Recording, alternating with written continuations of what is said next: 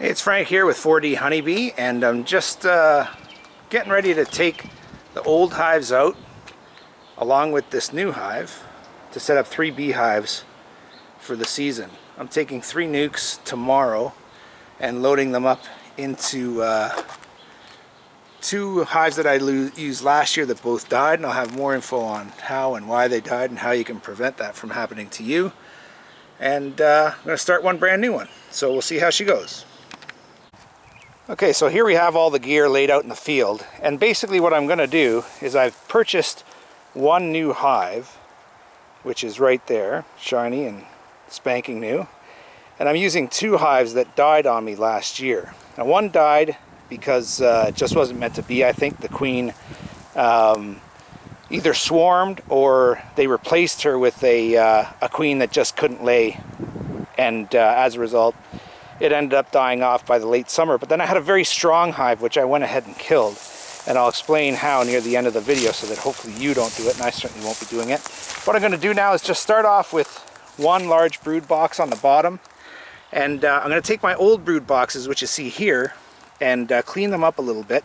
And all I'm going to do is take off the wax and the propolis, which is, as you can see here, stuck on the side of the frames. That's how the bees glue everything shut and seal everything and make it, I guess, almost as sanitized as a delivery room or an operating room, I guess.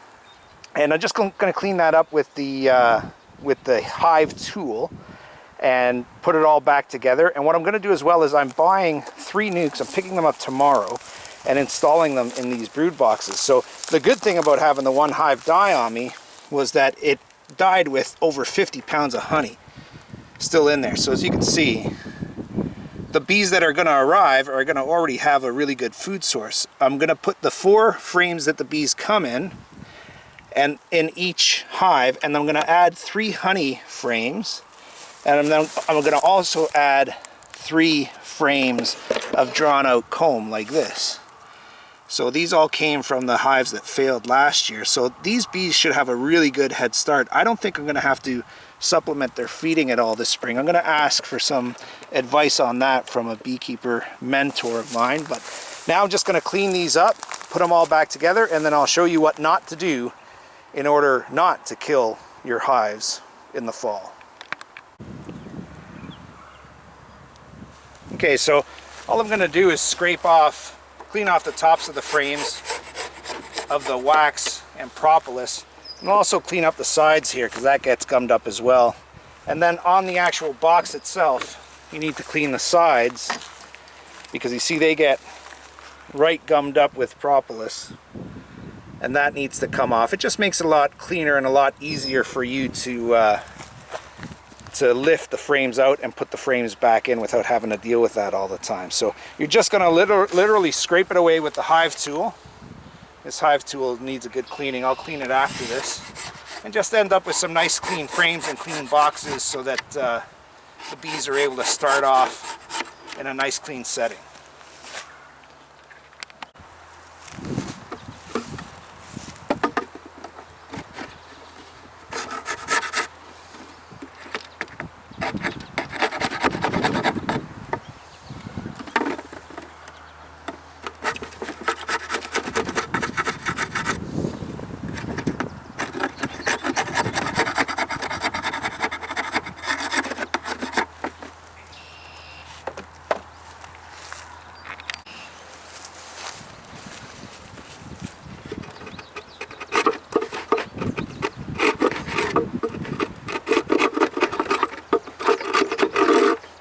Pretty tough. Like some of the stuff that's been on for a year now, it's very hard, solid, almost crystally type material to deal with. So the new stuff's pretty soft, but the old stuff takes a lot of scraping. But that's the beauty of this tool, is that it's practically a chisel. It's very sharp, and it's meant to be able to do that. You just have to be careful that A, you don't cut yourself, and B, you don't slice up the pine, right? But it's coming off nice and clean. Okay, so I've cleaned up the 3 boxes here, as you can see. The box in the middle is the new box, obviously. I made a bit of a switch this year. I went to a a dovetailed end, as you can see here. That's more of a pure dovetail, as opposed to the old boxes, which are just a straight tongue and groove, I guess, kind of thing. I don't know what you call those, mortise, tenon, something like that. Somebody help me out. Put a remark down below. Anyway, they say that that this box doesn't require gluing. I did glue it, but I just realized I haven't nailed it. So I may just not nail that box. I may just nail the second deep and the middle boxes that I use as honey supers. But that'll surely do the trick for 1 year. I elected to go with pine, just with a varnish finish, and you can see how this one weathered throughout the first year, right? It really just took the worst of it down at the bottom there, where the wood comes in contact with the base. Sorry about that. Where the wood comes in contact with the base. And I figure that's not really doing any structural harm, but it's not particularly good for the wood. So next year, I'll probably give it 1 more year. The next year, that'll require a sanding and a refinishing. So again, I prefer the color and the look of the natural pine as opposed to painting them white. So this is just year 2 for me, but I don't mind doing a bit of extra work in the maintenance because of the look of it. I don't really believe that having a white box is going to make that big a difference as far as the health of the bees, because yeah, the white probably keeps them cooler, but in nature they don't live in white houses, do they? So I'm just going to show you what I set up here. I set up the nukes that I'm getting tomorrow are 4-frame nukes. So I've set up 3 frames of honey from the bees that didn't make it last year, and you can see it's pretty amazing. It's a shame they didn't make it to enjoy it.